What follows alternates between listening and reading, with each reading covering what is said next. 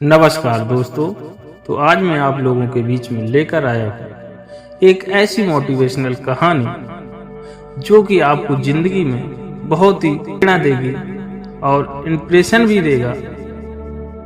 अगर आपने इस कहानी पर अमल करते हो तो जिंदगी में बहुत ही काम आने वाली कहानी है। चलिए आपका वक्त ज्यादा बर्बाद न करते हुए इस कहानी को करता हूँ स्टार्ट।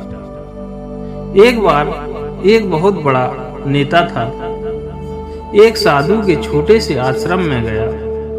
वह साधु के बारे में बहुत सुना था, तो उसके मन में आया कि मैं एक बार जा करके देखता हूँ कि लोग इसकी इतनी तारीफ क्यों करते हैं। जब वह उस आश्रम में गया तो वहाँ एक छोटा सा कमरा था जहां पर एक कालीन बिछा हुआ था। वहां पर कुछ लोग नीचे बैठे हुए थे और साधु जी सामने बैठे हुए थे। कुछ सवाल जवाब चल रहा था। वह नेता उस आश्रम में आया और उस नेता के साथ में 4 बॉडीगार्ड भी थे और उसकी यह आदत थी कि जहां पर भी वह जाता था लोग अपनी जगह से खड़े हो जाते थे और उसकी तरफ देखते हाथ जोड़ते थे और सर झुकाते थे। लेकिन यहाँ पर कुछ ऐसा नहीं हुआ। साधु स्वस्थ होने के कारण उसकी तरफ देखा तक नहीं।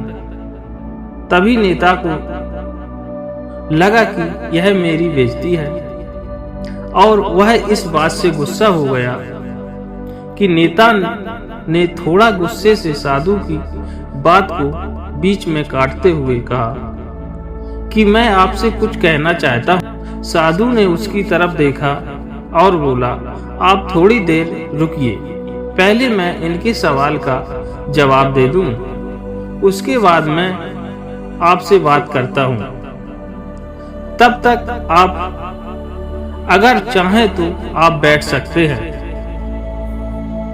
बस साधु को इतना कहने की ही देर थी, नेता का गुस्सा से लाल हो गया और फिर उसने अपना सारा गुस्सा उस साधु पर निकाल दिया। तभी तक वह नेता बहुत तमीज से आप कह करके बात कर रहा था, लेकिन अब वह तू तड़ाक कर उतर आया। नेता ने साधु से कहा, तुझे पता नहीं कि मैं कौन हूं और तू किससे बात कर रहा है। साधु ने उसकी तरफ देखा और कहा, मुझे इससे कोई फर्क नहीं पड़ता कि आप कौन हैं, लेकिन आप जो कोई भी हैं, अगर आप चाहते हैं कि मैं आपके सवाल का जवाब दूं या आपसे बात करूं, तो आपको कुछ देर रुकना होगा। और साधु की यह कहते ही नेता गुस्से से पागल हो गया और वही सबके सामने चीखने चिल्लाने लगा, अब मैं तुझे तेरी असली औकात दिखाऊंगा।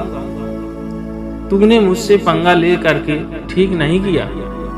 तुझे पता भी है मैं तेरे बारे में क्या सोचता हूँ।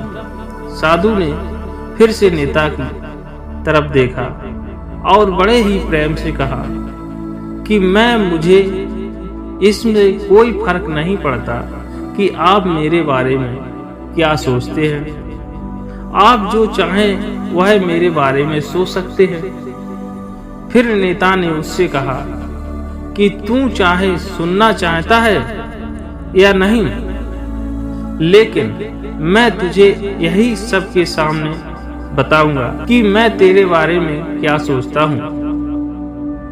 तू कोई साधु नहीं है, तू एक बहुत ही घटिया इंसान है।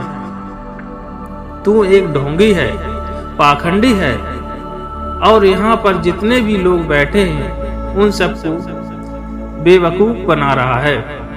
तेरा बस एक ही मकसद है, इन लोगों की जेब में जितना भी पैसा है वह सब तेरे पास आ जाए। तू अपने फायदे के लिए इन लोगों का इस्तेमाल कर रहा है और अब मैं तुझे नहीं छोड़ने वाला हूँ।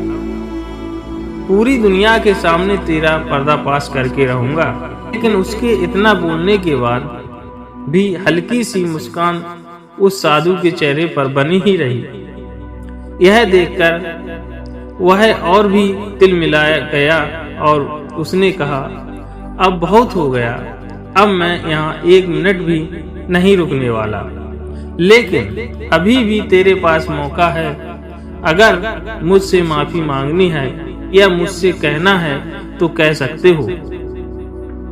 इतना सब होने के बाद भी साधु के चेहरे पर एक अलग मुस्कान सी झलक रही थी और वह बिल्कुल शांत था।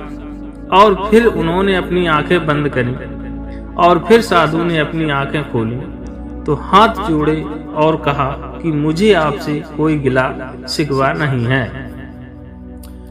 आपके लिए मेरे मन में कोई भी गलत ख्याल नहीं है।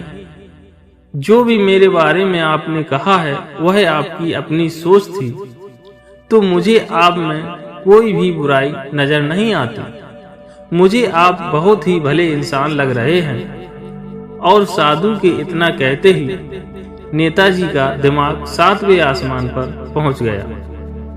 उसके चेहरे पर एक अजीब सी खुशी थी, क्योंकि उस साधु ने वही कहा जो बाकी सब लोग उसे नेता को कहते हैं। और वह खुशी खुशी उस आश्रम से अपने घर की तरफ चला गया और जाकर के अपने पिताजी के साथ में बैठ गया। उसके पिताजी ध्यान में थे। उन्होंने पूरी जिंदगी सिर्फ लोगों की सेवा करी और बदले में कुछ भी उम्मीद नहीं किया। तो थोड़ी देर बाद जब उन्होंने अपनी आंखें खोली और देखा अपने बेटे को अपने साथ बैठे हुए, तो उनके बेटे के चेहरे पर आज एक अजीब सी खुशी दिखाई दी जो आज से पहले कभी उन्होंने नहीं देखी थी। फिर उसने एक एक करके सब कुछ बताया।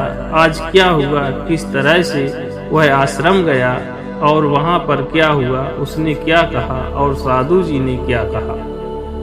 जब उसके पिताजी ने पूरी बात सुनी तो थोड़ा सा मुस्कुराए और अपने बेटे को देख करके बोला कि उन्होंने तुम्हारी तारीफ नहीं करी, क्योंकि उन्होंने वह नहीं कहा कि जो तुम हो, उन्होंने वह कहा कि जो वह खुद है। और तुमने जो भी कहा कुछ उनको कहा, वो नहीं कहा कि जो वो है, बल्कि तुमने वह कहा जो तुम खुद हो। यही बात वेदों में भी कही गई है, यथा दृष्टि तथा सृष्टि। यही दुनिया में सबसे तुम्हें वैसी नहीं दिखती जैसी यह दुनिया है। यह दुनिया वैसी दिखती है तुम्हें जैसे तुम खुद हो। जिसकी नजर जैसी है उसके लिए यह दुनिया वैसी है। तो अगर तुम अपनी दुनिया को बदलना चाहते हो तो उसका सिर्फ एक तरीका है, अपनी नजर को बदलो। तो दोस्तों, इस कहानी से आपको कितना मोटिवेशन मिला है तो मुझे कमेंट करके जरूर बताएं। और हमारे चैनल पर नए हो तो सब्सक्राइब करें।